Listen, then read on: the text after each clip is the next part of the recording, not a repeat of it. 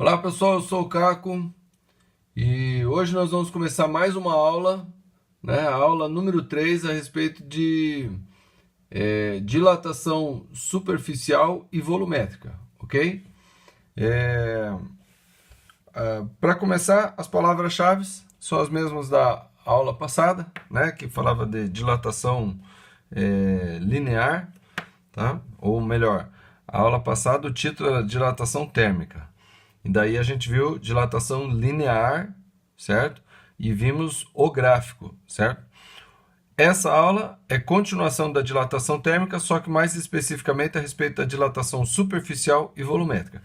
Então, a playlist desses exercícios continua a mesma playlist. A playlist é dilatação térmica.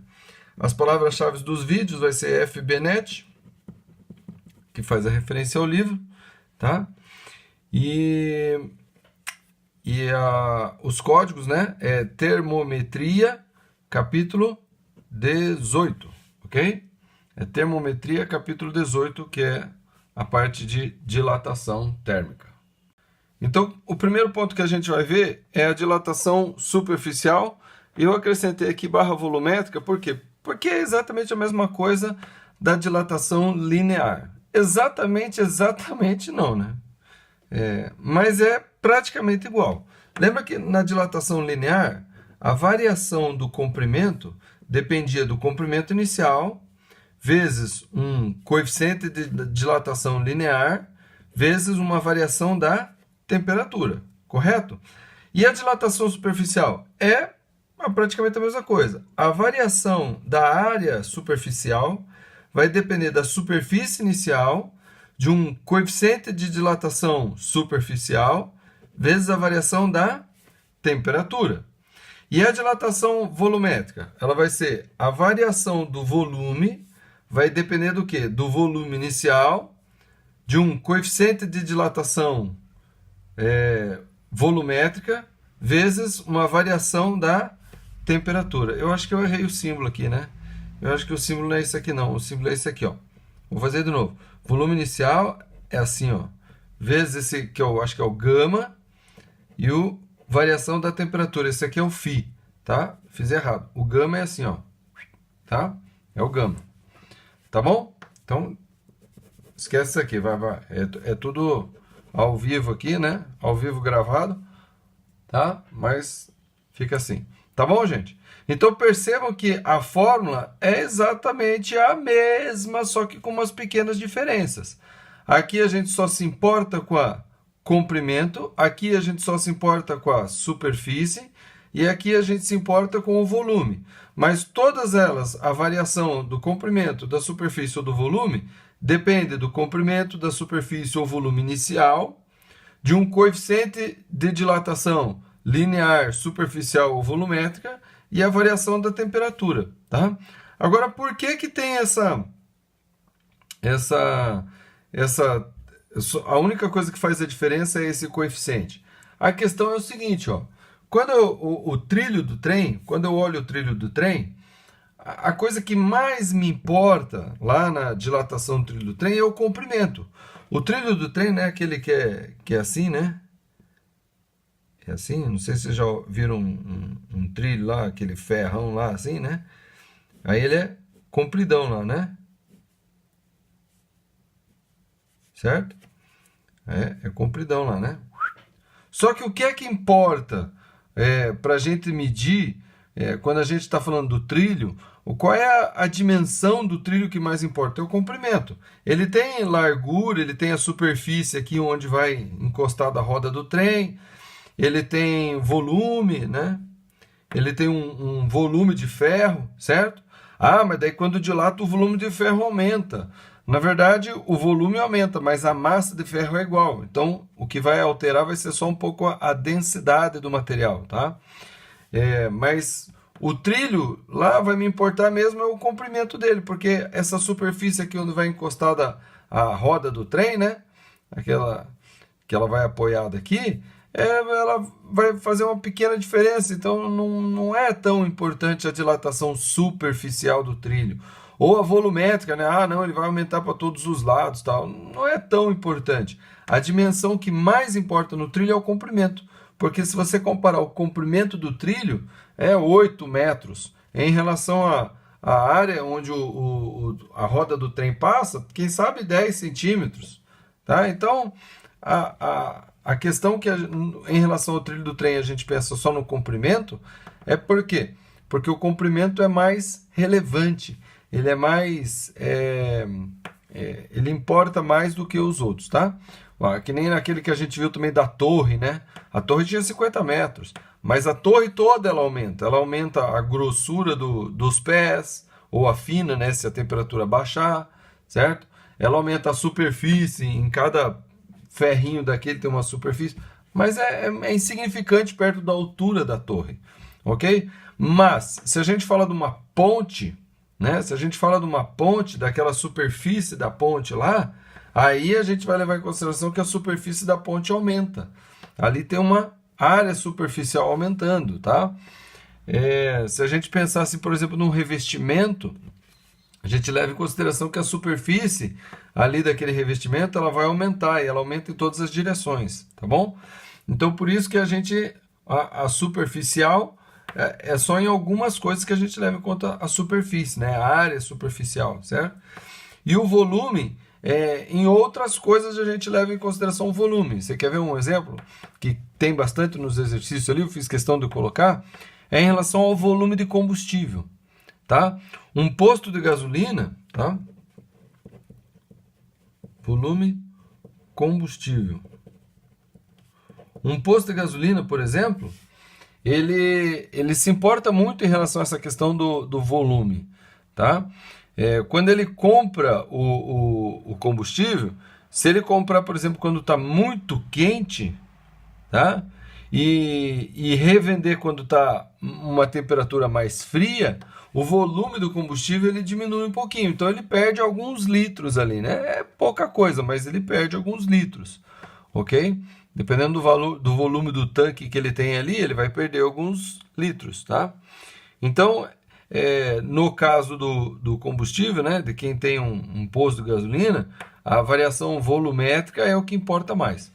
Agora, tem essa pequena diferença. Agora, tem uma diferença que é mais substancial aqui. É o coeficiente, tá?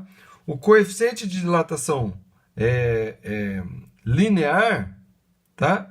E a relação dele com o coeficiente de dilatação superficial e o coeficiente de dilatação volumétrica, eles têm uma relação entre si. Não é que eles são iguais, mas o coeficiente de dilatação linear sobre 1 é igual ao coeficiente de dilatação superficial sobre 2 e é igual ao coeficiente de dilatação volumétrica sobre 3. Tá? Então, se eu olhar só essas duas aqui, eu vou chegar à conclusão de que o beta é 2 vezes o alfa. Tá? Beta é 2 vezes o alfa, ou seja, o coeficiente de dilatação superficial é 2 vezes o coeficiente de dilatação linear.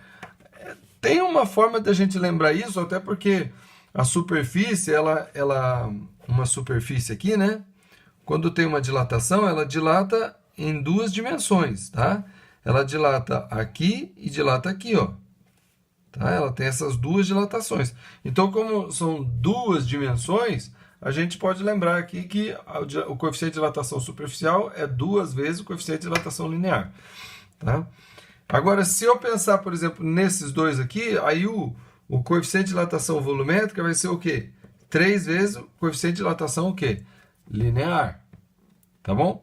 E se eu pensar nesses dois aqui, aí eu chego à conclusão que 3 vezes o beta sobre 2 vai ser o coeficiente de dilatação volumétrica. Tá? Ou também que 3 vezes o coeficiente de dilatação superficial vai ser 2 vezes o coeficiente de dilatação volumétrica. Tá? Existe essa relação aqui, ok? Então, é isso que a gente tem que levar em consideração aqui em relação aos coeficientes de dilatação ou em relação à dilatação superficial volumétrica. Mas o teor dos exercícios aqui em relação à dilatação superficial e volumétrica é exatamente o mesmo. Você vai calcular uma variação da superfície ou variação do volume. E daí se ele fala assim, e qual que é o volume final? Então o volume final vai ser a variação do volume mais o volume inicial. Tá? Então você calcula esse aqui, daí soma o volume inicial que você colocou aqui, você vai ter o volume final. Ou em relação à superfície, a mesma coisa. Superfície final vai ser a variação superficial mais a superfície inicial. Ok? Então, dessa primeira parte aqui, os exercícios são até relativamente simples. Ok? Agora, uma coisa interessante que acontece na dilatação superficial e a dilatação volumétrica é a tal da dilatação do furo. Tá? E aí entra aquele experimento, tá, de Gravesande, né? Gravesande, o anel de Gravesande. Tá? Que eu coloquei o link na aula passada, mas vou colocar aqui também, né? Aqui em cima, junto com o link aqui da playlist, tá? Tem o experimento do anel do Gravesande. O experimento do anel do Gravesande é bem essa questão da dilatação do furo, tá? Tem uma chapinha assim, ó, no anel do Gravesande, tá? E essa chapinha ela tem um furo aqui. O furo dessa chapinha, ele é tal que a bolinha que acompanha o experimento passa exatamente nesse furo, tá? A superfície na mesma temperatura, né, que a temperatura ambiente, né, que é a bolinha passa tranquilamente por esse furinho. Ela é bem justa assim, do tamanho da bolinha e passa bem certinho. Então a experiência é o quê? Você pega a bolinha, né? A bolinha ela é presa numa correntinha assim, tá? E daí ela passa certinho no buraco aqui no anel. Aí você pega e aquece a bolinha. Põe aqui no bico de Bunsen, né? Na chama e aquece a bolinha. Depois que você aqueceu a bolinha, você tenta passar ela aqui, ela não passa. Por quê? Porque a bolinha aumentou de tamanho, certo? E daí você pega e coloca a chama agora aqui nessa parte aqui, ó. Você põe a chama aqui nessa parte aqui do experimento, aqui na haste aqui, ó. Mas não aqui. Você põe aqui, ó. Aí esse calor vai se espalhar todo aqui e vai fazer essa chapinha o quê? Dilatar. Quando essa chapinha dilatar, aí a bolinha, puff, passa. Por que a bolinha vai passar? Porque o furo, tá, que tem na chapinha, esse furo aqui, ele também vai se dilatar como se fosse do material da chapa. Essa aqui é a coisa interessante. Quando a chapa se expande, a gente pode pensar, né? Eu pensava a primeira vez que eu vi esse assunto, né, na escola, eu tinha certeza que quando aquecesse, esse buraquinho ele ia fazer o quê? Ele ia diminuir de tamanho, né? A chapa está aqui, a chapa ia aumentar e o buraquinho ia diminuir de tamanho, porque expande todo o material e o buraquinho ia fechar. Ao contrário, tudo se expande, inclusive o buraquinho. E o buraquinho ele se dilata com a mesma intensidade que a chapa. Aí o mais interessante disso é que é o seguinte, é que o buraco ele é feito de quê? De nada, não tem material lá dentro. Mas esse nada do buraco, ele tem o mesmo coeficiente de dilatação do material. Olha só que interessante. Então você... é bem interessante. Então se você tem aqui uma chapa, né? E daí diz assim, ó, eu não vi nenhum exercício sobre isso aqui, mas pelo menos desses que eu vou resolver agora, né? Mas eu já vi exercícios anteriores, falam assim, ó, tem uma chapa de tantos, usada para não sei o quê. E na chapa tem um buraco, tá? Na chapa tem um buraco de área tal. Aí ele fala assim, aquecendo a chapa de tantos graus até tantos graus, qual é o tamanho do buraco? Aí você fala, ué, como é que eu vou saber o tamanho do buraco? Eu sei se fosse o tamanho da chapa, mas o tamanho do buraco eu não sei. Mas você pode aplicar o delta área, né? A variação da área vai depender do tamanho inicial do buraco, vezes o coeficiente de dilatação da chapa, vezes a variação da temperatura que a chapa sofre, tá? Então a variação de temperatura vai ser da chapa, só que você está calculando a área do buraco. Isso é muito interessante, tá? O experimento anel de Gravesande, você consegue observar bem esse fenômeno aqui, tá? E outra coisa, isso aqui é superficial, né? Mas outra coisa que tem é em relação a recipientes volumosos, né? Você pega lá um copo de Becker, né? Que é utilizado geralmente em laboratórios, tá? E esse copo ele tem um certo volume, cabe ali um certo líquido, certo? E daí você pega esse copo e põe lá na chama lá do bico de Bunsen, né? Que é o fogo aqui, né? Quem já estudou sabe o nome, é bico de Bunsen, né? Você põe no fogo lá, né? No fogão. E você vai ver que esse copo ele aumenta de tamanho, né? Esse Becker, ele aumenta de tamanho. Chama-se Becker, tá? É o copinho de vidro lá que a gente usa no experimento. Eu acho que é assim que se escreve, Becker. Tá? Então esse Becker, ele, quando você aquece ele aumenta de tamanho. Tá? Ele aumenta de tamanho. E o interessante é que o volume que cabe lá dentro aumenta de tamanho como se lá tivesse um material. É muito interessante isso, tá? Então, a variação do volume do copo vai ser o quê? Igual ao volume inicial do copo, vezes o coeficiente de dilatação do material do copo, vezes a variação da temperatura que o copo sofre. E esse é o volume do copo aqui, né? Esse é o volume inicial do Becker, no caso, do copo, tá? Isso é uma coisa muito interessante que acontece aqui na dilatação. Essa é uma coisa muito bacana para se observar, né? Tá? Que mais? Então, tem uma coisa que a gente faz isso em casa, né? Você pega lá um vidro o pessoal aqui em casa gosta muito de azeitona, né? Pega lá um vidro de azeitona, tá?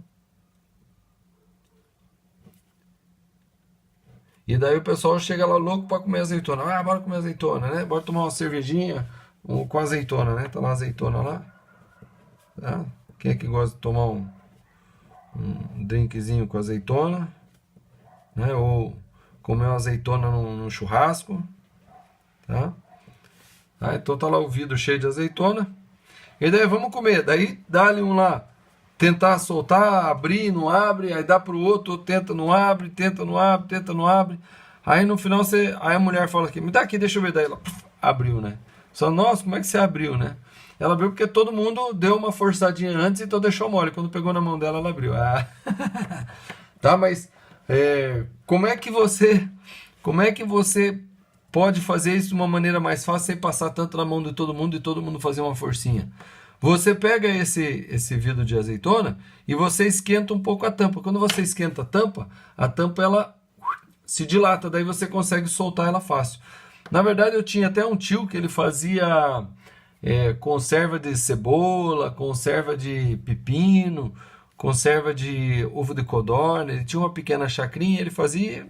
Aquilo era mais diversão, ele não ganhava dinheiro daquilo, ele ganhava dinheiro de aula, né? Ele era professor da universidade, professor de biologia, mas ele gostava muito desse negócio de chácara e ele fazia esses pepinos e tal.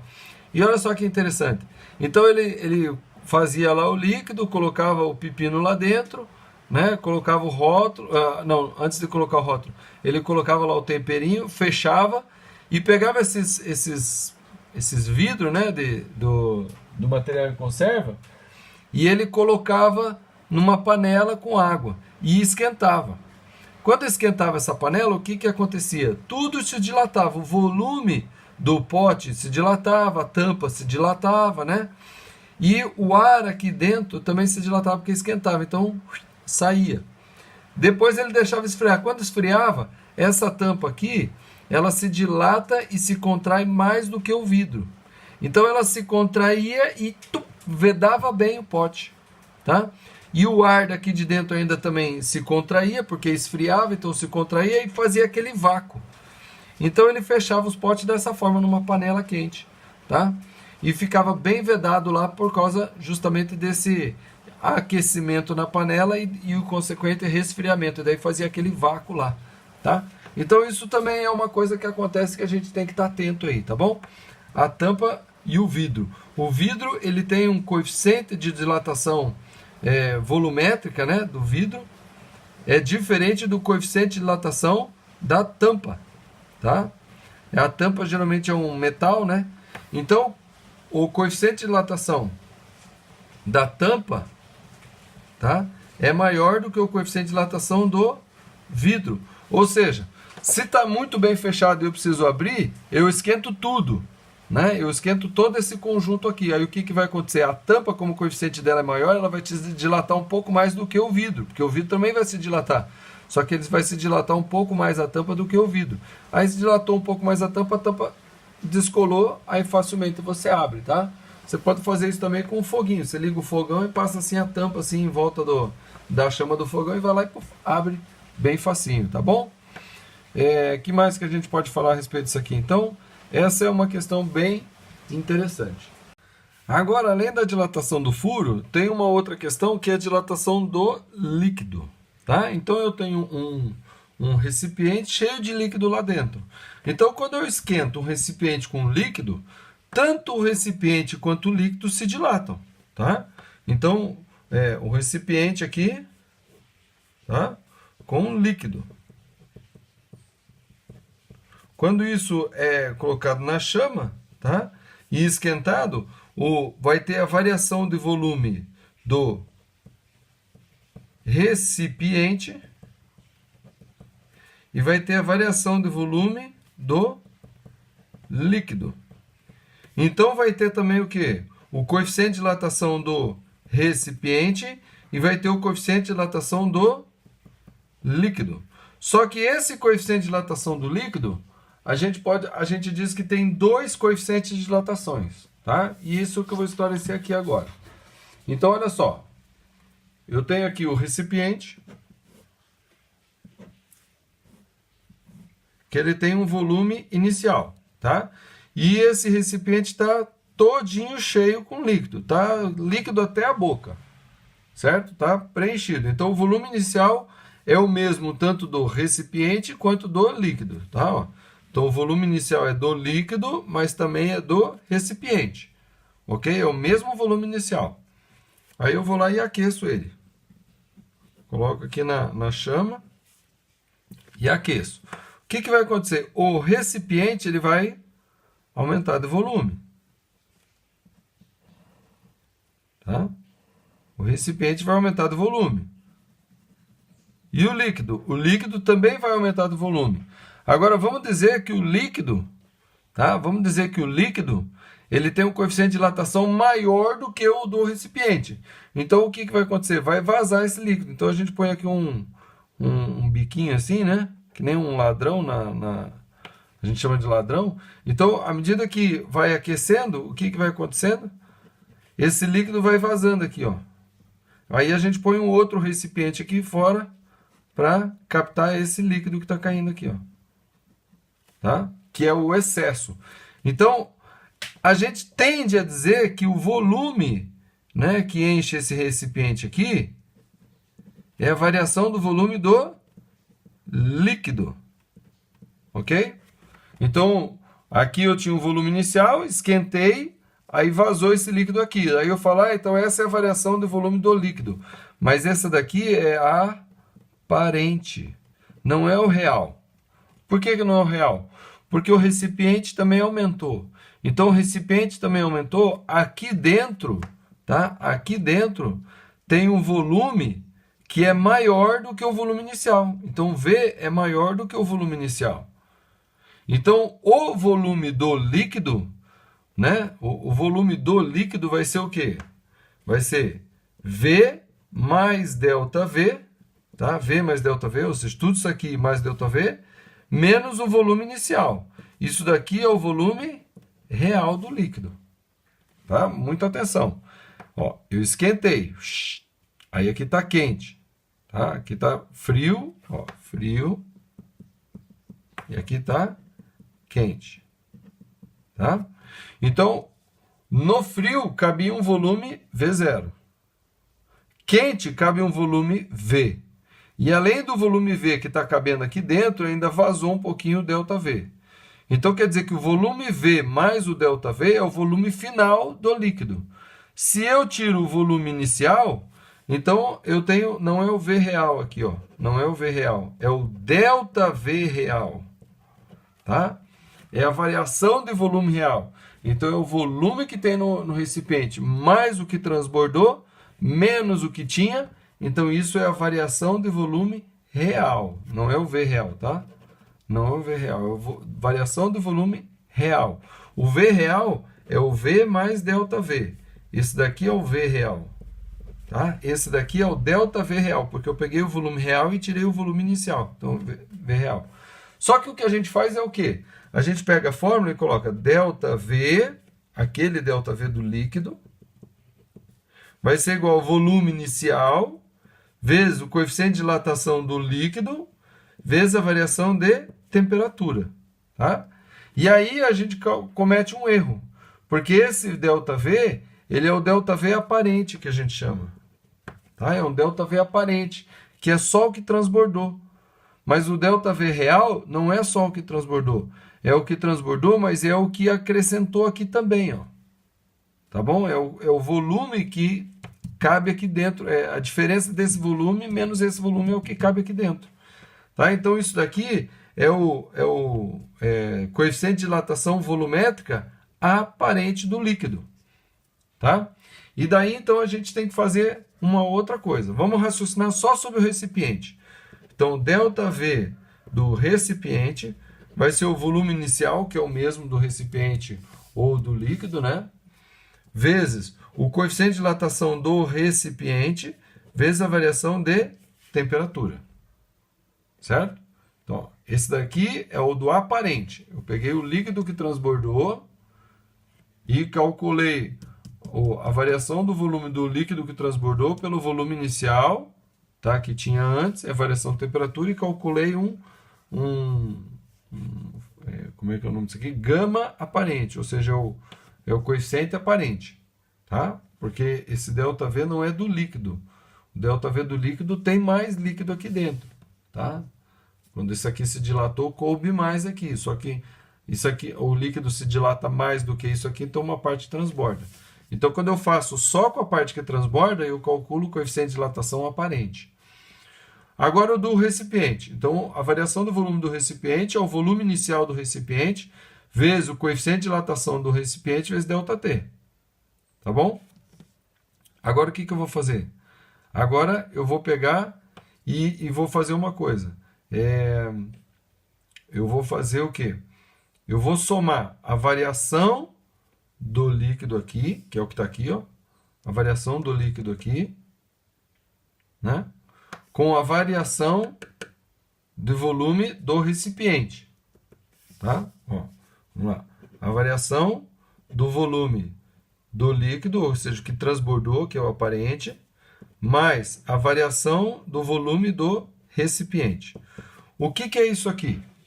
Isso daqui é realmente a variação do volume do líquido.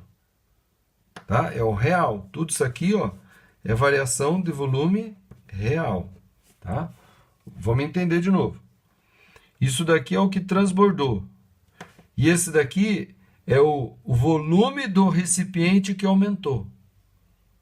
Então, todo líquido que aumentou, uma parte ficou aqui dentro do recipiente e uma parte transbordou.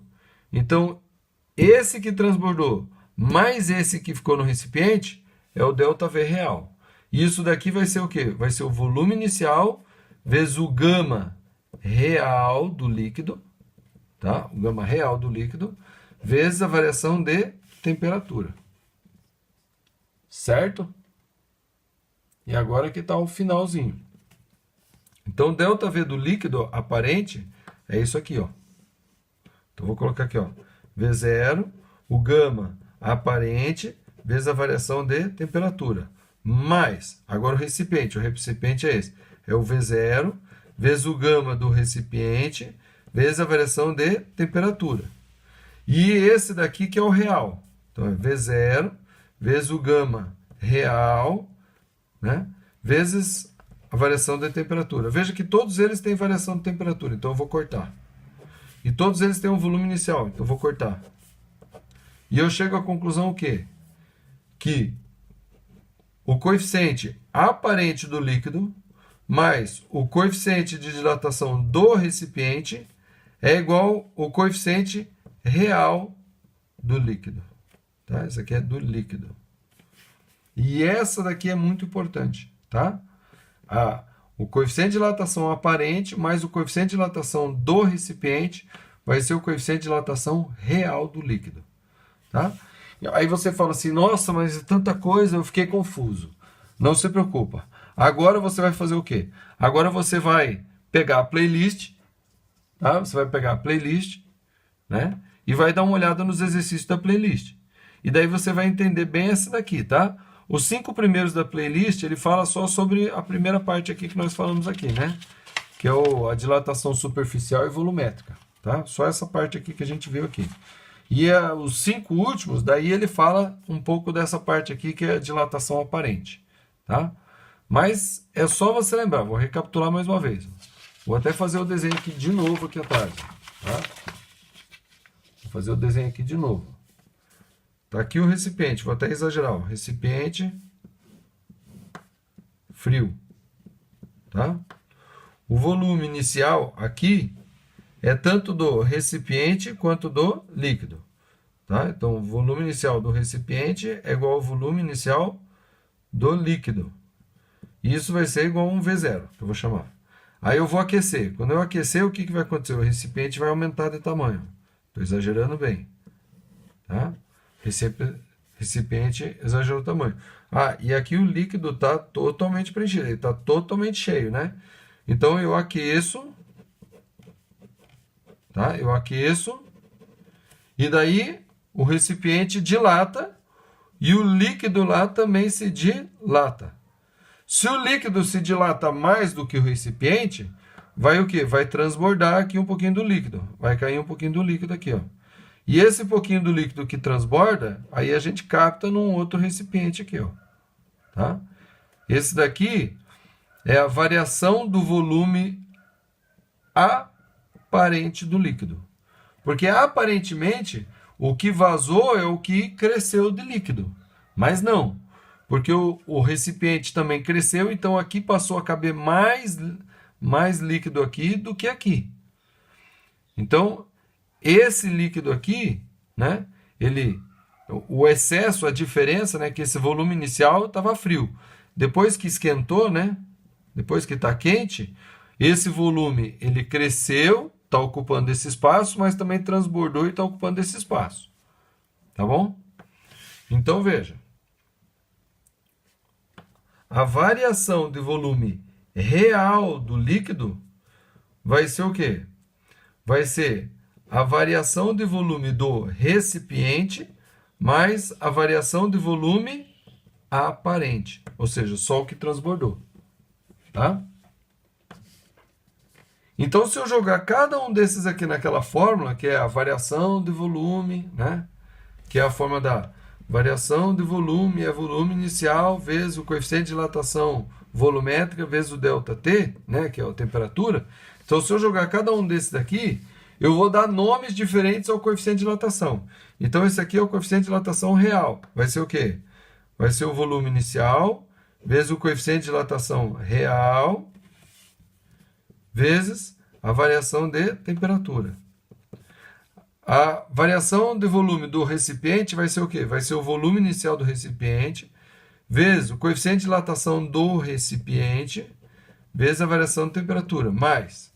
E se eu jogar a variação de volume aparente, ou seja, só o que foi captado nesse potinho aqui, vai ser o quê? O volume inicial, que é o do líquido inicial, vezes o coeficiente de dilatação aparente, que não é verdadeiro, é um coeficiente de dilatação falso, e a variação de temperatura. Tá? Então, como todos têm a mesma variação de temperatura, eu corto. Como todos eles têm o mesmo volume inicial, eu corto.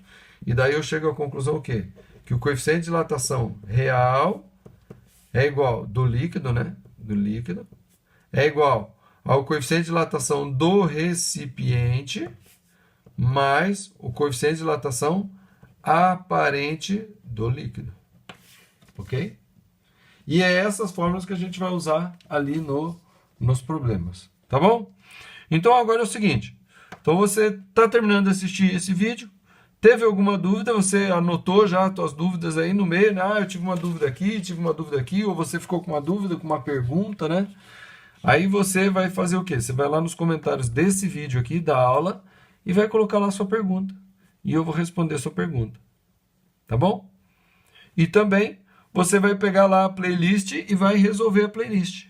Tá? Você vai assistir, vai ver o problema primeiro, vai tentar resolver, que é importante você treinar o seu pensamento, é você tentar resolver.